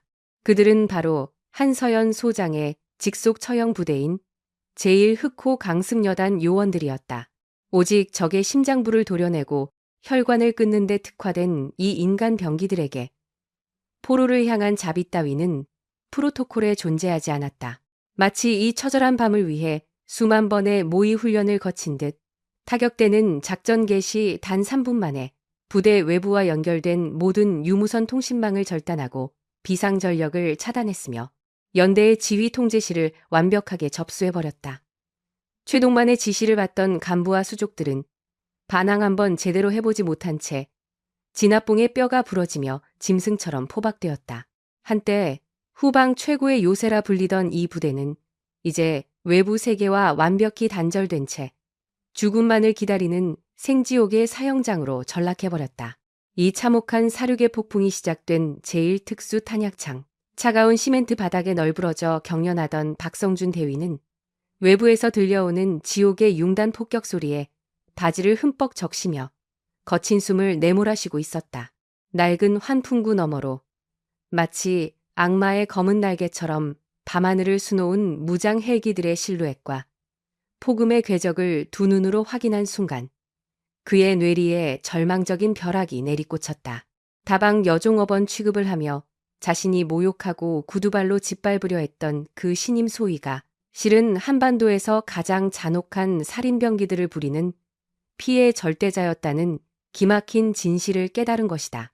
한서연은 얼굴 반쪽이 피로 붉게 물든 채로 창고 한가운데에 고요히 서 있었다. 그 모습은 흡사 신의 분노를 대행하며 불경한 자들이 어파에 타들어가는 광경을 차갑게 감상하는 핏빛 성모 마리아와도 같았다.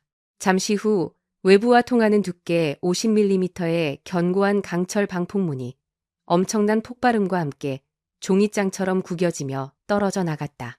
짙은 화약 연기를 뚫고 최강혁 준장과 그의 최정예의 친위 대원들이 굶주린 늑대떼처럼 창고 안으로 들이닥쳤다. 바닥에 흩뿌려진 참혹한 핏자국과 이마에서 선혈을 흘리며 서 있는 주군의 모습을 목격한 순간 최강혁의 차가운 이성은 완전히 끊어져 버렸다. 그는 본능적으로 허벅지에 장착된 홀스터에서 글록 권총을 뽑아들고는 바닥을 기고 있는 박성준의 정수리를 향해 총구를 사정없이 짓눌렀다. 이 버러지보다 못한 새끼가 감히 우리의 신을 건드려? 그의 손가락이 방아쇠를 당기려는 찰나 한서연의 창백한 손이 허공으로 가볍게 들어 올려졌다. 거둬라, 최준장. 얼어붙은 빙하보다 더 차갑고 서늘한 음성이 창고 안의 살기를 단숨에 제압했다. 나의 진짜 사냥은 아직 시작조차 하지 않았으니. 그녀는 대원들이 한쪽 무릎을 꿇고 경건하게 받친 순백의 수건으로 얼굴의 핏자국을 무심하게 닦아냈다. 이내 짓밟힌 영토를 수복하고 반역자들의 목을 베러나가는 무자비한 여왕제처럼 그녀는 기품 있고 서늘한 발걸음으로 부서진 창고문을 나섰다. 그녀의 등 뒤로는 겹겹이 방벽을 친 수백 명의 흑색 타격대가 든든한 호위군이 되어 따르고 있었다. 이제 이 모든 피비린내 나는 비극을 조종한 진짜 배후를 잔혹한 심판대 위로 멱살 잡아 끌어올릴 시간이었다. 마침내 피로 물든 복수의 시계가 자정을 가리켰다. 거대한 연병장은 반역자들을 처형하기 위한 야외 재판정으로 변모해 있었다. 상공을 에워싼 수십 대의 아파치 헬기에서 쏟아지는 강렬한 서치라이트 불빛이 연병장 한가운데에 무릎 꿇린 죄인들을 무자비하게 비췄다. 그 압도적인 빛의 중심에는 특수부대원들에게 짐승처럼 결박되어 진흙바닥에 처박힌 최동만 대령과 지하창고에서 사지가 마비된 채 개 끌리듯 끌려나온 그의 양아들 박성준 대위 그리고 그들에게 기생하던 부패한 간부들이 있었다. 불과 1시간 전까지만 해도 이 거대한 부대의 생사 여탈권을 쥐고 흔들던 절대 군주들이었으나 이제는 발톱이 모두 뽑힌 채 처참한 죽음만을 기다리는 한낱 고깃덩어리들로 전락해버렸다.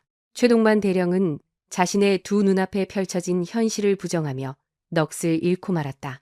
밤하늘을 빈틈없이 채운 검은 헬기 편대, 괴물 같은 살기를 내뿜으며 자신을 포위한 흑복 차림의 최정예 부대, 그리고 그 압도적인 폭풍의 눈 한가운데에 우뚝 서 있는 단 한 명의 여자. 그는 믿을 수 없는 광경에 눈을 거칠게 비벼댔다. 그곳에는 방금 전까지 하찮은 여군이라 조롱하며 박성준의 놀이개로 전락하도록 방치했던 신임 보급장교 이지한 소위가 서 있었다. 하지만 지금 그녀의 모습 어디에도 나약했던 보급장교의 흔적은 남아있지 않았다. 이마에서 볼을 타고 흘러내려 굳어버린 핏자국은 흉측하기보다 오히려 전장의 여신에게 어울리는 훈장처럼 보였고 그녀의 꼿꼿한 자태는 천하를 발밑에 둔 듯 오만했다. 흑요석처럼 차가운 그녀의 두 눈동자에는 일개 장교가 품을 수 없는 절대 권력자의 압도적인 지배욕과 서늘한 살기가 풀리를 틀고 있었다. 최동만을 진정으로 절망케 한 것은 그녀의 뒤로 이어진 수백 명의 전투 병기들이었다. 오직 그녀의 손짓 한 번에 기꺼이 지옥불이라도 뛰어들 준비가 되어 있는 맹견들의 눈빛. 최동만 대령의 머릿속은 백지장처럼 하얗게 비어버렸다. 저 여자의 진짜 정체가 대체 무엇이란 말인가? 고작 위관급 장교 따위가 어떻게 국가 최고 기밀인 흑색 부대를 사병처럼 부릴 수 있단 말인가? 그는 이 모든 것이 질 나쁜 악몽이기를 간절히 빌고 또 빌었다. 한서연은 입술을 굳게 다문 채 바닥에 엎드린 최동만 대령을 향해 처형인처럼 한 걸음씩 다가갔다. 고요한 연병장 위로 그녀의 전투화가 모래를 지식이며 내는 무거운 파열음만이 사신의 카운트다운처럼 울려 퍼졌다. 대령의 코앞에서 우뚝 멈춰선 그녀에게 군대 계급의 예우 따위는 이미 존재하지 않았다. 그녀의 두 눈에는 오직 사랑하는 동생의 목숨을 앗아간 역겨운 짐승들을 향한 짙은 증오와 불타는 살이만이 일렁이고 있었다. 최동만 대령! 기나긴 침묵을 깨고 한서연의 입술이 마침내 열렸다. 마치 벼려진 강철검처럼 차갑고 메마른 음성이었다. 이제 내 놈이 어떤 지옥의 덫을 밟았는지 뼈저리게 느껴지나? 낮고 소름 끼치는 그 한마디가 최동만의 마지막 남은 이성마저 무참히 찢어발겼다. 극강의 공포에 사로잡힌 그는 온몸을 사시나무처럼 떨며 힘겹게 쉰 목소리를 짜냈다. 너, 도대체 내년의 진짜 정체가 뭐야? 그것은 모든 것을 잃은 패배자의 비참하고도 필사적인 발악이었다. 그리고 그 질문의 대가로 그는 영혼마저 갈기갈기 찢겨나갈 참혹한 진실의 미스로 추락할 운명이었다. 한서연은 그의 발악에 대답하는 대신 고개를 돌려 자신을 호위하는 충직한 대원들과 겁에 질려 떨고 있는 연대 병력들을 천천히 눈에 담았다. 기나긴 피의 복수극. 그 화려하고도 잔혹한 피날레의 막이 오르는 완벽한 순간이었다. 그녀의 창백하고 붉은 입술 위로 세상을 얼려버릴 듯한 서늘하고도 잔혹한 미소가 아름답게 피어올랐다. 심판의 날이 도래했음을 알리는 저승사자처럼 그녀의 표정에는 자비가 없었다. 최동만 대령의 절망적인 비명이 밤공기를 가르고 사라진 직후 대지를 울리는 묵직하고도 일사불란한 군화 소리가 그의 등 뒤에서부터 울려 퍼졌다. 한서연의 가장 충직한 수족이자 최정예를 이끄는 박태경 준장의 등장이었다. 그는 진흙탕에 처박힌 최동만을 길가에 오물 보듯 무시하며 곧장 한서연을 향해 다가와 멈춰섰다. 숨을 죽인 채 상황을 지켜보는 수백 명의 부대원들과 경악으로 하얗게 질린 최동만 부자 앞에서 박 준장은 한치의 오차도 없는 완벽한 각도의 거수 경례를 올렸다. 이윽고 그의 단단한 입술에서 터져나온 보고는 일상적인 군사 구호의 수준을 넘어섰다. 그것은 전장의 지배자에게 바치는 피 끓는 충성 맹세이자 적들을 향한 폭풍 같은 사형 선고였다. 보고합니다, 사령관님. 제1특수임무여단이 현 시간부로 작전 구역을 완벽히 장악했습니다. 사령관. 그 짧은 두 글자가 연병장을 억누르던 공기를 단숨에 빙점으로 얼어붙게 만들었다. 최동만 대령의 이성은 방금 고막을 때린 그 단어를 인지하기를 거부하며 하얗게 정지해버렸다. 사령관이라니? 기껏해야 행정반에서 커피나 탄화를 던져 보잘것없는 계집애가 특수전 사령관이라는 것은 그의 빈약한 상식으로는 도저히 받아들일 수 없는 헛소리였기 때문이다. 한서연은 박태경 준장의 흠잡을 데 없는 경례를 가벼운 목례로 응답했다. 그리고 마침내 이 참혹한 극의 결말을 맺기 위해 다시 한번 최동만을 향해 시선을 고정했다. 그녀의 눈빛은 한 줌의 온기조차 허락하지 않는 영하 수십 도에 깎아지른 빙벽처럼 차갑고 날카로웠다. 침묵을 깨고 그녀의 입술에서 흘러나온 목소리는 낮게 깔렸으나 연병장의 지축을 뒤흔들 만큼 압도적인 무게감을 지니고 있었다. 내가 바로. 한서연은 잠시 숨을 고르며 바닥에서 오물을 뒤집어 쓴 채 떨고 있는 박성준과 넋이 나가버린 최동만을 번갈아 훑어보았다. 너희 같은 버러지 새끼들이 감히 쥐도 새도 모르게 땅속에 처박으려 했던 그 여자다. 그녀는 자신의 군복 가슴팍에 위장용으로 달고 있던 이지안이라는 명찰을 거침없이 뜯어내어 짓밟힌 진흙 위로 팽개쳤다. 대한민국 국방부 직속 특수전사령부 총사령관 한서연 소장이다. 빛나는 투스타. 그것도 대한민국에서 가장 치명적이고 완벽한 인간 병기들을 총괄하는 정점의 지배자가 바로 그녀였다. 최동만 대령은 누군가 자신의 시력을 강제로 앗아간 듯 시야가 새까맣게 전멸하는 것을 느꼈다. 핏줄을 타고 흐르던 혈액이 한순간에 얼어붙어 증발하는 듯한 전율. 자신이 여태껏 건드려온 존재가 감히 범접할 수 없는 재앙 그 자체였음을 뼛속 깊이 각인하는 순간이었다. 그가 노리게 취급했던 것은 일개 보급 장교가 아니라 국가 권력의 최정예들이 목숨 바쳐 수호하는 거대한 포식자의 영린이었던 것이다. 하지만 그를 완전히 무너뜨릴 한서연의 진짜 패는 아직 꺼내지조차 않은 상태였다. 최동만의 남은 이성마저 산산이 부숴버릴 지옥보다 더 참혹하고 서늘한 진실이 그녀의 입을 통해 선고되었다.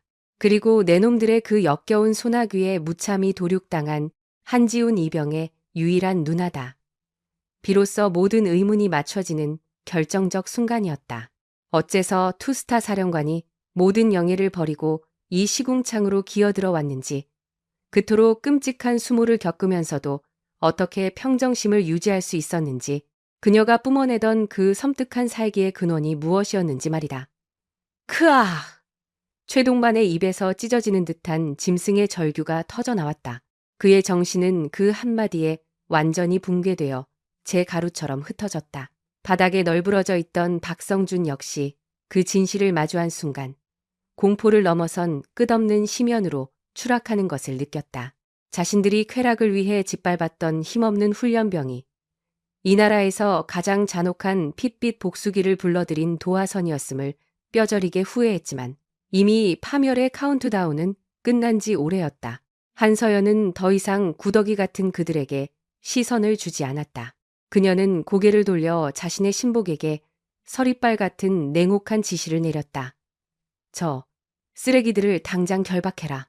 연대장실에 있는 모든 전산 기록과 기밀 서류를 남김없이 압류하고 현 시간부로 이 부대의 모든 지휘권은 사령관인 내가 직접 통제하겠다. 명령 받들겠습니다. 사령관님.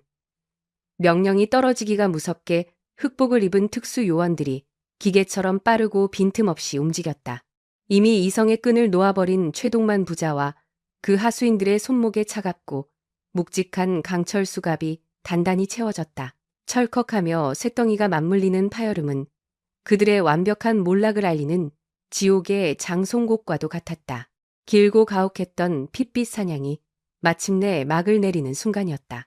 하나뿐인 혈육의 복수를 위해 스스로 지옥의 아가리 속으로 걸어 들어간 누이는 마침내 부패한 권력자들을 권좌에서 끌어내리고 그들의 숨통을 거머쥐었다.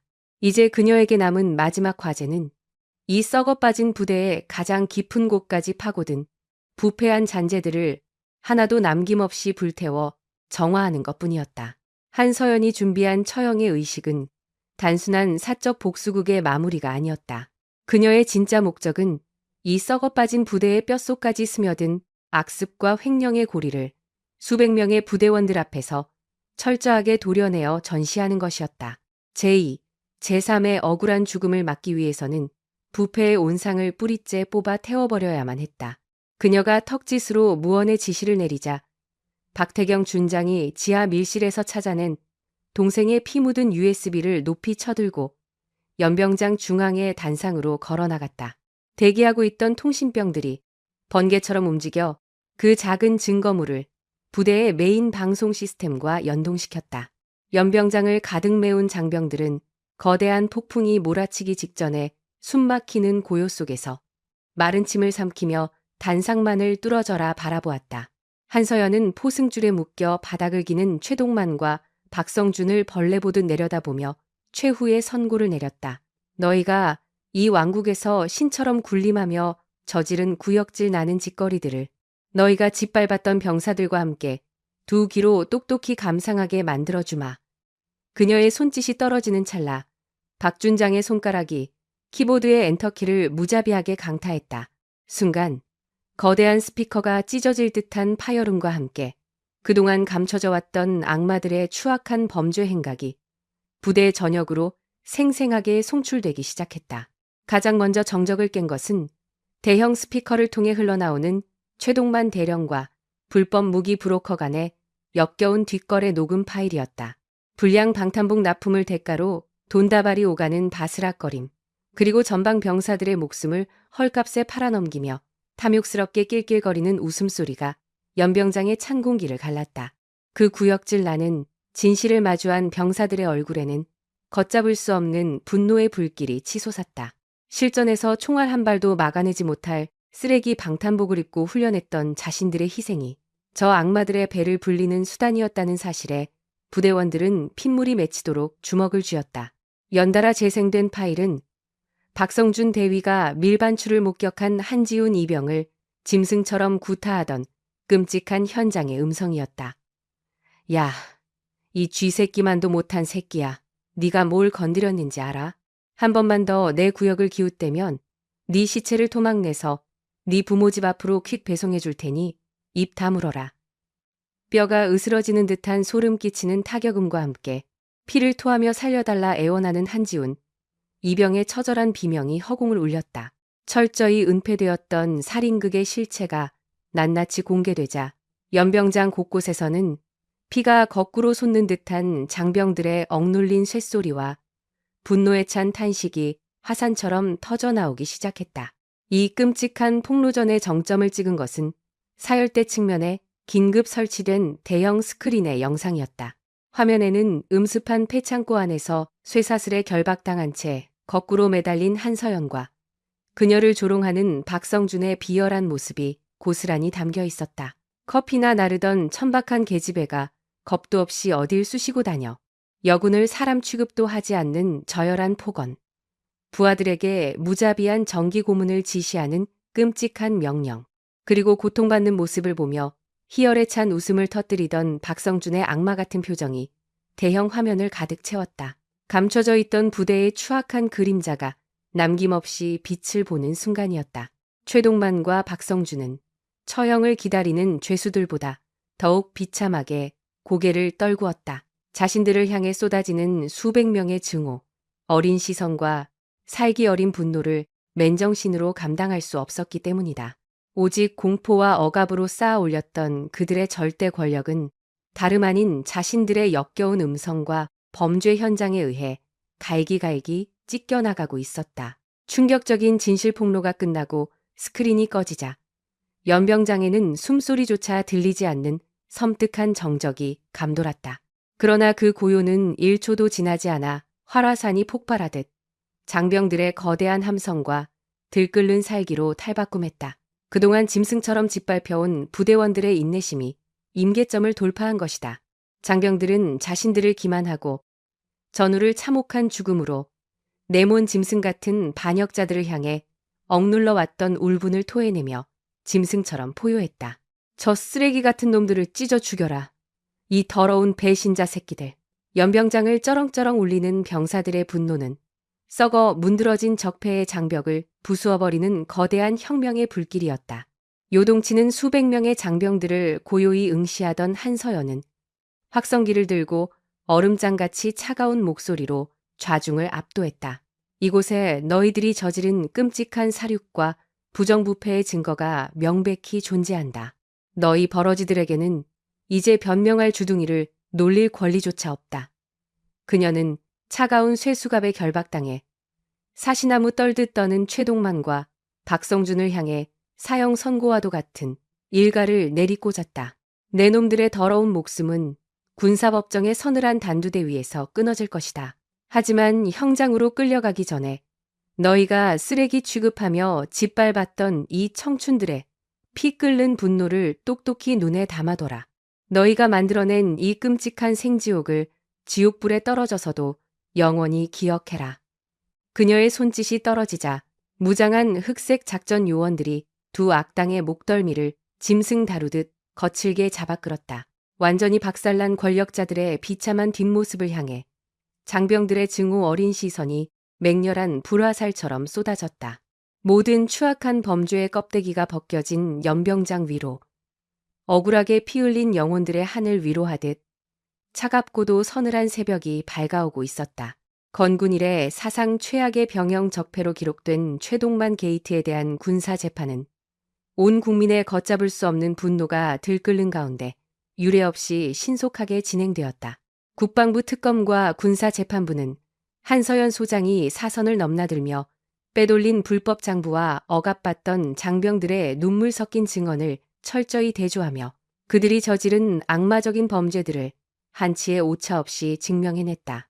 재판의 강도는 대중의 예상을 훨씬 뛰어넘을 정도로 단호하고 자비가 없었다. 주범인 최동만 전 대령과 박성준 전 대위의 죄목은 단순한 군수품 비리나 횡령 따위가 아니었다. 자신들의 부패 카르텔을 숨기기 위해 아무것도 모르는 병사들을 사고사로 위장해 도륙했고 진실을 파헤치려던 내부 고발자들을 밀실로 납치해 전기 고문을 가한 끔찍한 살인귀들이었다. 이는 국가의 안위를 좀먹고 군의 근간을 파괴하는 그 어떤 이유로도 용서받을 수 없는 명백한 반역이자 테러 행위였다. 재판장은 끓어오르는 분노를 억누르며 군형법이 허락하는 가장 무거운 심판을 엄숙하게 낭독했다. 피고 최동만, 그리고 박성준, 두 사람에게 적용된 상관 암살 교사, 무장의 병사 학살, 군사기밀 불법 유출 및 내란 목적의 살인 혐의를 모두 유죄로 인정하여 법정 최고 형벌인 사형을 선고한다. 쾅쾅쾅. 무거운 법봉이 재판정의 공기를 찢고 3번 울리자 하늘 높은 줄 모르고 오만하게 굴던 최동만과 박성준의 얼굴은 단숨에 생기를 잃고 시체처럼 창백해졌다. 평생 돈과 권력으로 법망을 피해갈 수 있을 거라 믿어 의심치 않았던 그들에게 사형이라는 단어는 지옥의 사신이 목을 조르는 것과 같았다. 그들은 법정 바닥에 엎드려 짐승처럼 울부짖으며 목숨만 살려달라 구걸했지만 건장한 무장 헌병들에게 짐짝처럼 끌려 형장 대기실로 비참하게 내동댕이 쳐졌다. 그토록 집착했던 부와 썩어빠진 인맥은 결국 자신들의 숨통을 끊는 단단한 교수줄이 되어 돌아왔을 뿐이다. 그들의 하수인으로 악행을 일삼았던 간부들 역시 내란 동조 및 살인 방조죄로 무기징역이나 30년 이상의 중형을 선고받고 캄캄한 지하 독방에 갇히는 신세가 되었다. 군복을 방패 삼아 무소불위의 폭력을 휘두르던 악마들의 최후는 일말의 자비도 없는 완벽하고 처절한 파멸이었다. 끔찍하게 저지른 원죄만큼의 고통이 그들을 집어삼켰다. 재판정의 가장 구석진 자리에서 한서연은 얼음처럼 차가운 시선으로 그 쓰레기들의 마지막을 묵묵히 지켜보았다. 환희도 슬픔도 느껴지지 않는 그녀의 무표정한 얼굴 뒤에는 긴 복수 끝에 찾아온 먹먹한 공허함이 흐르고 있었다. 그녀는 가슴 한쪽 주머니에 소중히 간직해온 동생의 낡은 군번줄을 꼭 쥐며 속으로 작게 속삭였다. 지훈아, 누나가 한 약속, 이제 다 지켰어. 수많은 피와 눈물로 얼룩졌던 길고 잔혹한 사냥이 마침내 완벽한 종지부를 찍은 것이다. 거센 핏빛 폭풍이 모두 지나간 뒤 한서연은 조용히 국방부 흑색 작전 통제실이자 특수전사령부 총사령관의 자리로 돌아왔다. 이지한 소위라는 얄팍하고 가태픈 위장신분을 완전히 벗어던진 그녀는 이제 군의 최고 위층들조차 감히 눈을 마주치지 못하는 절대적인 카리스마의 소유자 한서연 소장 본연의 모습으로 굳건히 자리 잡았다.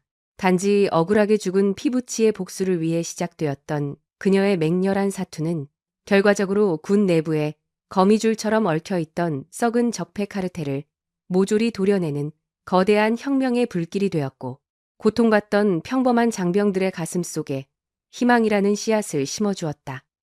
그녀의 복수극이 쏘아올린 파장은 국방부 전체의 시스템을 뒤엎는 지진과도 같았다. 청와대 주도의 대대적인 특별감찰이 시작되었고 병역 내 가혹행위와 비리를 원천 차단하는 강력한 군인권 보호법이 새로이 제정되었다.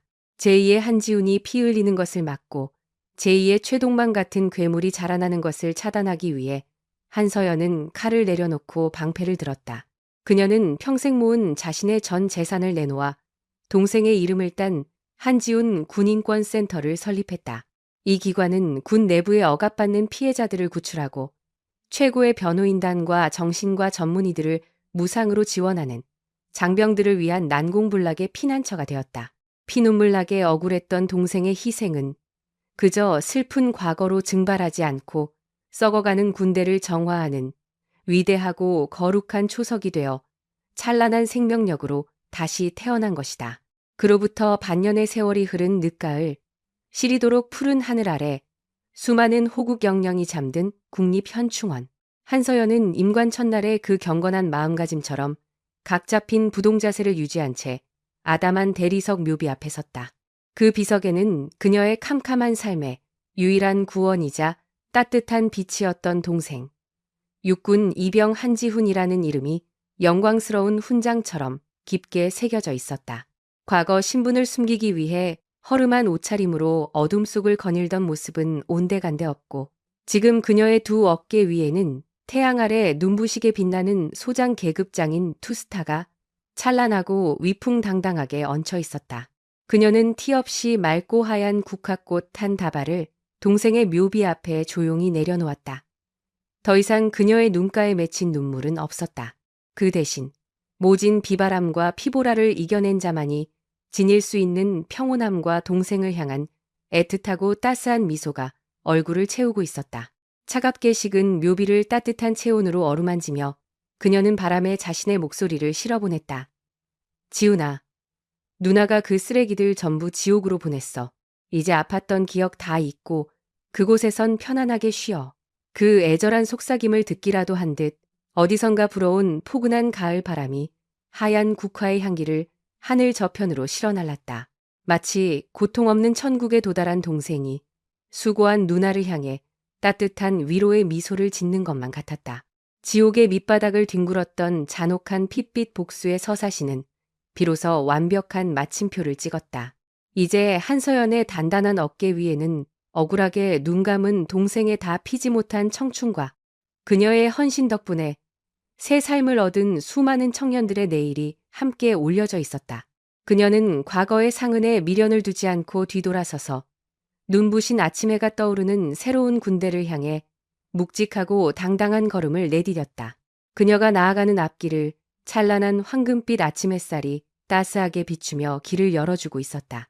때로는 세상의 가장 어둡고 끔찍한 곳에 풀리를 튼 악마들을 찢어 죽이기 위해 스스로가 자비 없는 피해 처형자가 되어야만 하는 잔인한 숙명이 존재한다.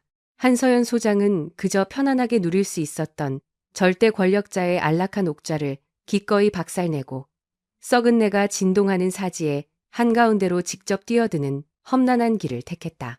그것은 단순히 하나뿐인 가족을 잃은 슬픔에서 기인한 사적인 피해 복수극을 넘어 군이라는 거대하고 은밀한 부조리의 장벽을 무너뜨리기 위해 모든 것을 내던진 한 위대한 군인의 거룩하고도 처절한 십자군 전쟁이었다.